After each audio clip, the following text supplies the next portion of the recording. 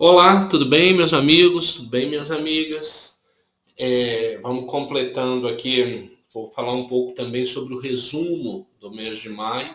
Bom, eu considero que o mais difícil de fazer comentário, de dar aqui uma diretriz para vocês, é o resumo. Por quê? Porque o resumo é muito pessoal. Né? O que pode ser sumamente importante para mim, de repente pode não ser para você. Claro que nós temos, em essência, algumas questões, não é? Que não podem ficar de fora. Como aqui no caso, as duas posições sobre o país que o Antônio Cândido apresenta. Isso não tem como ficar de fora. Isso é a essência do texto. Agora, por outro lado, tem algumas questões que de repente você resolve incluir ou não, e vice-versa. São de 35 a 50 linhas para um texto que tem quase 80. Então dá para transformar ele aí na metade, vamos dizer, 40 linhas. Naturalmente que nós vamos enxugar coisas diferentes. O principal critério de avaliação da nota do resumo é o poder de síntese e de concisão. Num vídeo para trás aí eu já falei sobre isso, né? Parece que é a mesma coisa, né? Mas síntese e concisão não é a mesma coisa? Não. Sintetizar é a capacidade de compreender o que está ali e tirar a ideia básica. Ser conciso é expressar isso por escrito, entende? É como se fosse a capacidade de resumir na leitura e a capacidade de resumir na escrita. Perfeito? Bom, antes de mais nada, vou cobrar vocês. Eu tenho, como eu disse, né, tenho corrigido algumas propostas que estão chegando e tenho visto muitas vezes que no resumo o pessoal não se preocupa em textualizar boa parte do resumo. O que é textualizar? Escrever um texto. Eu sei que pode parecer pleonástico, mas é preciso lembrar que seja qual texto for, ele é um texto. Ele tem que ter parágrafos, ele tem que estar conciso, ele tem que estar coeso, amarradinho.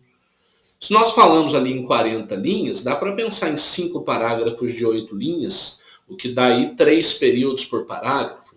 Tem que estar conciso, tem que ser. É um texto como qualquer outro, gente. Né? Então, você tem a opção de fazer o resumo direto, né? Você já ir resumindo o assunto, ou de fazer o resumo indireto, né? Antônio Cândido afirma, tal. Qualquer uma das duas possibilidades estão corretas, mas de toda forma, é básico e essencial lembrar que você tem na sua mão um texto. Ele precisa ser articulado, ele precisa ser coeso e ele precisa desenvolver, para quem está lendo, saber que você compreendeu a essência do que está ali. De qualquer forma, quem leu, quem vier a ler, acho que vai concordar comigo, tem uma ideia central. Essa coisa de acho que vai concordar comigo é estratégia retórica danadinha, né? Acho que você vai concordar comigo. Aí você já fica sem jeito e concorda, né? Mas, enfim, juro que não foi de má intenção. Basicamente, o Antônio Cândido posiciona duas noções aí do Brasil, né? Dois posicionamentos sobre o Brasil. Primeiro, até a década de 30, né, quando havia uma ideia de que o Brasil é um país novo, um país maravilhoso, um país que ia estourar. Né? A gente tem muito disso na primeira geração do modernismo. A grande marca da mudança nisso aí na literatura são as duas gerações do modernismo. O país maravilhoso, espetacular, e que mesmo que tenha seus problemas, mas que promete, né, que vem coisa boa aí.